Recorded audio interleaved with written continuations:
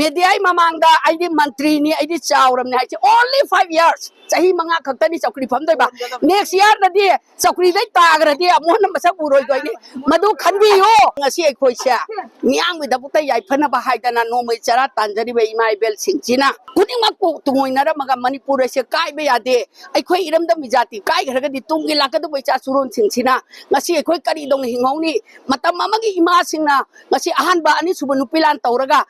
अदुगुम्बा Kryo अखोइगी नुमित ताररो हेबा British बु तानथोगा ngasi अखोइगी लेबाक से छिमनबिरमेबा अदुगी चौदा नुदानेबा ngasi इमा सिंगदुने अदु यौना तौबिरमगा मखा ताना अखोइना अमु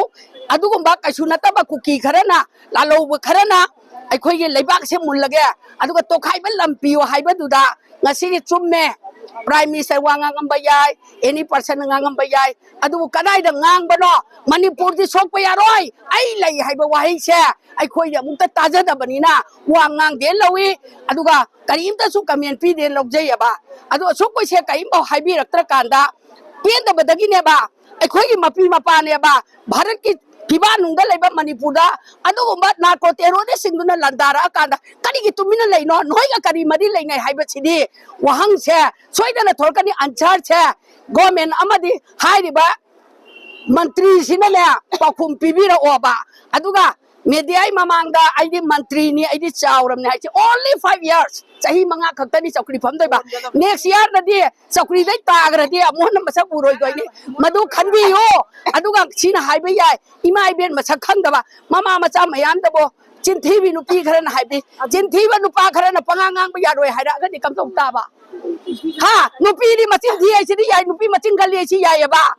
हिस्ट्री दा अदुगा नुपा चिंथीबदि कया लेते नुपा चिंथीबा ओइबिरोय से नंबर 1 सिमगा थमजगे या ngasi phalman biro ai oina bilasini phalman khadien gi apunba mi meyam gi mifamda akhoi hojik paliba sarkar gi sachindona nupi kharabu karen kathana ne yam fattaba mawangda sithawdaba nupi bu lana lamjingaba honaba se masagi masabu matik sadaba wafam ama phongdok tabani aduna ngangliba wangangoi ima ama thopada mahaki matungda lising langam daba kaya lai habase mahak bhap tadaba olagadi laiba me khadien phabi apunba punna mangna magi mafamda kajowi kangla na sarphang kana tangi ma kari manam gi damakta ma makha kari thakani khangdabara bhap tabiyo aduga ima iben mayam puramamta man haiba wahido karamba kana thongjin tarangno hojik paliba sarkar asigi malaktagi mane phongdo le matik chamande haiba to masara khangjadraba wafamni aduna laiba ngasigi timbiriba laiba ima mayam sigi result अमा लौरगा मखा ताबा खोइ महाकी मथक्ता खोइना कइदोबा याबगे जो खोइ सोइना तौगनी हाबा वफम जे थमजरी ngasiगी नुमिलासिदा आइगी सानुपाना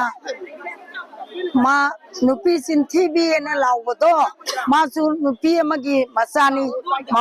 मामागी मसानी अदुबु वा ngang मतमदा Kharga येंगा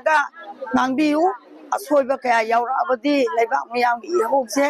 तौरकपदा खोइ नुपी नतना कनाना सु थिंगबा ngमोय अदुना मतुम ताबददी सान nganingba लेरगासु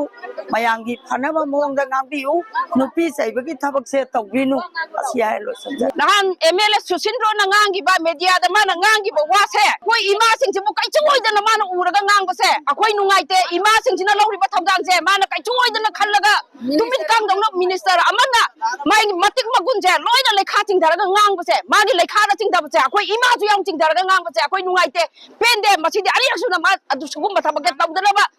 akoi haijari kaigumba tawragadi akoi de ngangi bathabak singse chap chana akoi tawgani bathabak phirep lepakani ba akoi gi oiba akoi chira so akoi de ima leba ki tamda chongthora baneba akoi isa iwa kange adagi yum kange leibak se kange haibai tamta akoi chongthora ki bani sina longnam tawraga paisa tange khuju muju da akoi chen tange na leide kana gumam tagi maran akoi chagi ba leite hal bakoi gi moi phamgai badagi akoi chen logi basu leite